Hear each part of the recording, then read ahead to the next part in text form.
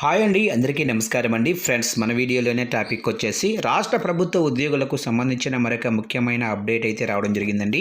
అయితే ఇందుకు సంబంధించిన పూర్తి వివరాలు అయితే మన వీడియోలో తెలుసుకుందామండి. వీడియో మాత్రం పూర్తి వరకు వచ్చేయండి ఫ్రెండ్స్, అప్పుడే మనకి పూర్తి సమాచారం అయితే తెలుస్తుంది. క్లియర్ చేయకుండా టాపిక్లోకి వెళ్ళిపోదాము. ఇక చంద్రబాబు సర్కారు ఉద్యోగులను తీవ్ర మానసిక క్షోభకు గురి చేస్తుందని కమ్యూనిటీ హెల్త్ ఆఫీసర్లు మండిపడ్డారు. విజయవాడలోని ధర్నా చౌక్లో సోమవారం సర్కారు తీరుపై గలమెత్తారు. రాష్ట్ర వ్యాప్తంగా తరలివచ్చిన సిహెచ్ఓలు ధర్నా చేశారు. ఈ సందర్భంగా సిహెచ్ఓలు మాట్లాడుతూ రాత్రిపూట ఫేషియల్ రికగ్నిషన్ సిస్టమ్ హాజరు పేరిట ప్రభుత్వం వేధింపులకు పాల్పడుతుందని ఆవేదన వ్యక్తం చేశారు.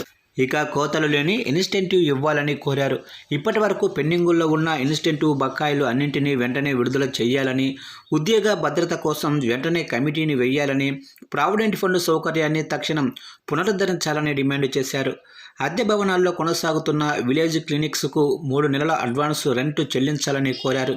అద్దె బకాయిలు పెరిగిపోవడంతో యజమానుల నుంచి తీవ్ర ఇబ్బందులు ఎదుర్కొంటున్నామని వివరించారు. సిహెచ్ఓల ధర్మ పోరాటానికి ఏపీ రాష్ట్ర ప్రభుత్వ కాంట్రాక్ట్ అవుట్సోర్సింగ్ ఉద్యోగుల జేఏసీ చైర్మన్ ఏవి నాగేశ్వరరావు, ఐద్వా నేత రమాదేవి సంఘీభావం తెలిపారు. అనంతరం నాగేశ్వరరావు మాట్లాడుతూ సిహెచ్ఓల పట్ల ప్రభుత్వం అమానవీయంగా ప్రవర్తిస్తుందని మండిపడ్డారు. ఈ సర్కారు ఉద్యోగ ద్రోహి అని అభివర్ణించారు. ఇక రాత్రి 8 గంటలకు హాజరు వేయాలని ప్రభుత్వమే కార్మిక చట్టాలను అతిక్రమించడం తగదన్నారు.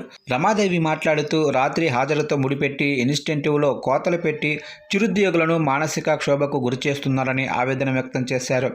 ఉన్నత స్థాయి కమిటీ ఏర్పాటు చేసి హెచ్ఓల ఉద్యోగ క్రమబద్ధీకరణ చేపట్టాలని డిమాండ్ చేశారు. సిహెచ్ఓల అసోసియేషన్ రాష్ట్ర అధ్యక్షురాలు ప్రియాంక మాట్లాడుతూ తమ సమస్యలను ప్రభుత్వం పరిష్కరించకపోతే నిరసనను మరింత ఉధృతం చేస్తామని హెచ్చరించారు.